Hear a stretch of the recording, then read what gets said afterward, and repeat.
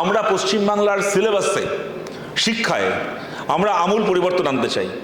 আমাদের সরকার আমাদেরকে নিয়ে বলা হতো না যে এটা শিক্ষায় দলতন্ত্র কায়েম করেছে। হ্যাঁ, আমরা দলতন্ত্র কায়েম করেছি। শিক্ষায় দলতন্ত্র মানে আমরা চাকরি বিক্রি করতাম না। শিক্ষায় দলতন্ত্র মানে আমরা ছেলে মেয়েদের কাছ থেকে পয়সা নিয়ে নিয়োগ করতাম না। কিন্তু হ্যাঁ, দলতন্ত্র মানে কি? বামপন্থীদের যে রাজনৈতিক দর্শন, সেই রাজনৈতিক দর্শন পশ্চিমবাংলার শিক্ষা ব্যবস্থায় সেই দর্শনকে রূপায়ণ করা হয়েছিল। সেই কারণে পশ্চিমবাংলা স্কুল কলেজের সিলেবাসে সুকান্ত ভট্টাচার্যের কবিতা পড়ানো হতো, মানিক বন্দ্যোপাধ্যায়ের উপন্যাস পড়ানো হতো, তেভাগা আন্দোলনের ইতিহাস পড়ানো হতো, ভারতের স্বাধীনতা আন্দোলনের ইতিহাস পড়ানো হতো। এইটা ছিল আমাদের রাজনৈতিক দর্শন। মিরাট ষড়যন্ত্র মামলা, কানপুর ষড়যন্ত্র মামলার কথা বলা হতো, ভগৎ সিংয়ের জীবনী পড়ানো হতো, ক্ষুদিরাম বোসের লড়াইয়ের কথা পড়ানো হতো। এইটা ছিল আমাদের রাজনৈতিক দর্শন, যে দর্শন পশ্চিমবাংলা স্কুল স্তর থেকে শিক্ষায় যা প্রভাব ফেলেছিল, যে দর্শন দিয়ে শিক্ষা ব্যবস্থাকে পরিচালনা বা ঢেলে সাজানো হয়েছিল।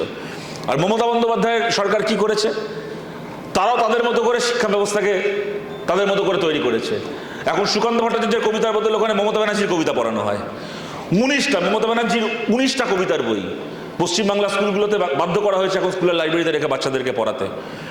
আমরা ভগৎ সিংয়ের জীবনী পড়াতাম, এরা বেচারাম মান্নার জীবনী পড়ায়। সিঙ্গুর আন্দোলনের নাম করে ওখানে বেচারাম মান্নার জীবনী পড়ানো হয় ছোট ছোট বাচ্চাদেরকে স্কুলে। আর বিজেপি যে রাজ্যে সরকার চালায় সেখানে ইতিহাসের বদলে পুরাণ উপনিষদকে বেদ বেদান্তকে ইতিহাস বলে পড়ানো হয়।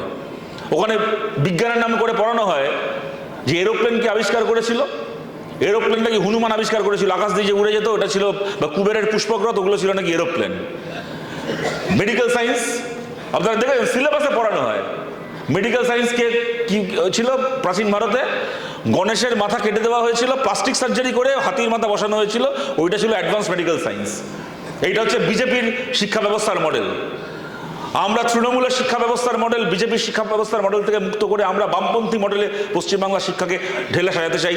তার দুটো সবচেয়ে গুরুত্বপূর্ণ উপাদান হচ্ছে, এক, ধর্মনিরপেক্ষতার ভাবনা, সর্বধর্ম সমন্বয়ের ভাবনা। একেবারে স্কুল স্তর থেকে বাংলার সিলেবাসে এমনভাবে তা আমরা পড়াতে চাই যাতে কিনা পশ্চিমবাংলার একটি ছোট বাচ্চাও ছোট থেকে বড় হবে ধর্মনিরপেক্ষতা এবং বিজ্ঞান মনস্কতা, সায়েন্টিফিক টেম্পারামেন্ট, বিজ্ঞান মনস্কতা, সেই বোধকে নিয়ে সে যেন ছোট থেকে বড় হয়, মানুষ হয়। এবং 2 নম্বর কথা, আর্যিকর আন্দোলনের সময় এরকম বহু প্রশ্ন উঠেছিল, যে প্রশ্নগুলোর উত্তর এই সমাজে প্রতিষ্ঠিত করা জরুরি। আর্যিকর আন্দোলনের ওই ঐতিহ্যকে মাথায় রেখে, আর্যিকর আন্দোলনের ওই লড়াইকে মাথায় রেখে আমরা পশ্চিমবাংলার সিলেবাসে এমন পরিবর্তন আনতে চাই আজকের দিনে বাংলার একটা ছেলেও, খালি মেয়ে নয়, বাংলার একটি ছোট ছেলেও যখন ছোট থেকে বড় হচ্ছে স্কুলে পড়াশুনো করে, সে তার শিক্ষায়, স্কুলের শিক্ষায়, সামাজিক শিক্ষায় যেন এমনভাবে শিক্ষিত হয় যে একটি ছোট ছেলেও যেন লিঙ্গ সাম্যের, মহিলাদেরকে সম্মান করার একটা ভাবনা নিয়ে, একটা চেতনা নিয়ে একটা ছেলে বড় হয়, পুরুষ হয়ে গড়ে ওঠে। কোনো ছোট ছেলেও যখন বড় হবে এবং একটা পরিপূর্ণ পুরুষ হবে, যেন সেও যেন এমন পুরুষ তৈরি হয় স্কুল স্তর থেকে শিক্ষায় শিক্ষিত হয়ে, যেন তার কোনো কথায় বার্তায়, চোখের চাউনিতে, কোনো ক্যাজুয়াল কোনো ঠাট্টা ইয়ার্কিতে, তার আশেপাশে, তার কর্মক্ষেত্রে, তার পাড়ায়, এমনকি তার নিজের পরিবারের মধ্যে কোনো মহিলার অস্বস্তির কারণ না হয় সে। এমনভাবে আমাদের সমাজে একটা পুরুষকেও ছোট থেকে বড় করতে হবে। এই ভাবনা আমরা বাংলা স্কুল স্তর থেকে, সিলেবাস থেকে আমরা এটাকে আমরা ঢোকাতে চাই, এটাকে আমরা যাকে বলে ইমপ্লিমেন্ট করতে চাই। বিভিন্ন যে সরকারি প্রকল্প চলছে, এই সরকারি প্রকল্পগুলো কোনো মমতা ব্যানার্জির দয়ার দান নয়। এমন নয় যে এই যাবতীয় প্রকল্প ওনার তৈরি করা। আমাদের সরকারের সময় থেকে চলে আসছে বার্ধক্য ভাতা, বিধবা ভাতা, এগুলো আমাদের সরকারের সময় থেকে চলে আসা প্রকল্প। অবশ্যই মমতা ব্যানার্জির আমলে কিছু নতুন প্রকল্প চালু হয়েছে, কোনো সন্দেহ নেই। আবার এরকমও আছে যে আমাদের সরকারের চালু করে যাওয়া প্রকল্প আছে, সেইগুলো নাম পাল্টে এখন তৃণমূল অন্য নামে চালাচ্ছে। যেমন ধরুন মেয়েদের স্কুলে সাইকেল দেওয়া, বুদ্ধতা চালু করা প্রকল্প, কন্যাশ্রী, আগে নাম ছিল incentive scheme for girls students, এখন তার নাম পাল্টে হয়েছে কন্যাশ্রী। এগুলো আমাদের সরকারের সময় চালু হয়ে যাওয়া প্রকল্প, এগুলোও চলছে। কিন্তু প্রকল্প যার আমলেই চালু হয়ে থাক, মমতা ব্যানার্জির আমলে হয়ে থাক কি আমাদের সরকারের সময় হয়ে থাক, কোনো প্রকল্পের একটা নয়া পয়সা কোথাও বন্ধ হবে না।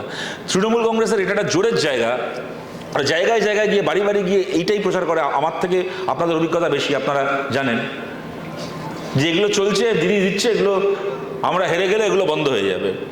আর দেখবেন, এটা কাউকে দোষ দেওয়া যায় না এর জন্য।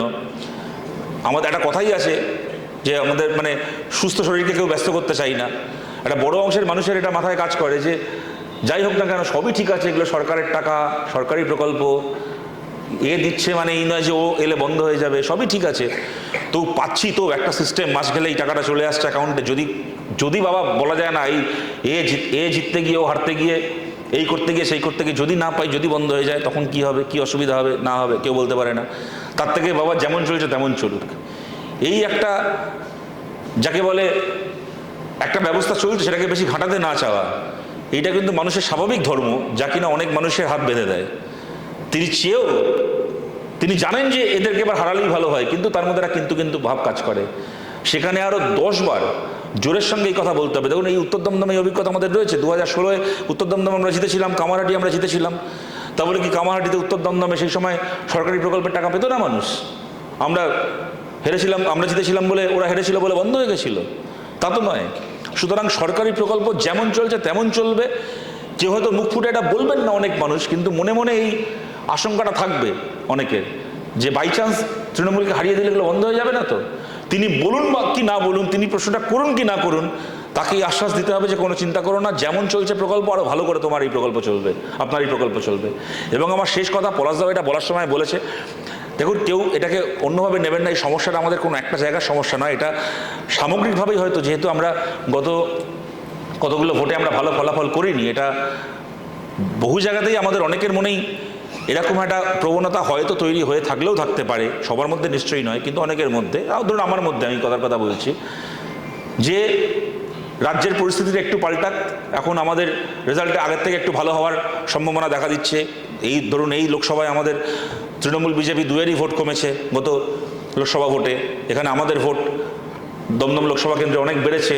তার মধ্যে আবার উত্তর দমদমে আমাদের সবচেয়ে ভালো, বোধহয় আমার ধারণা ভোটের নিরিখে আমাদের সবচেয়ে ভালো ভোট হয়েছে উত্তর দমদমে। কামারহাটিতে আমাদের ভোট অনেক বেড়েছে। খড়দাতে আমরা বিধানসভা হেরে গেছিলাম, কয়েক মাসের মধ্যে বাই ইলেকশন হয়েছে, সেখানে খড়দায় আমাদের ভোট প্রচুর বেড়েছিল। সুতরাং আমাদের তো চারদিকে ভোট বাড়ছে, ভালো হচ্ছে। এবার আমরা অনেকগুলো সিট জিতে যাব, বিজেপি ডাউন হয়ে যাবে, তৃণমূলের অবস্থা খারাপ হবে।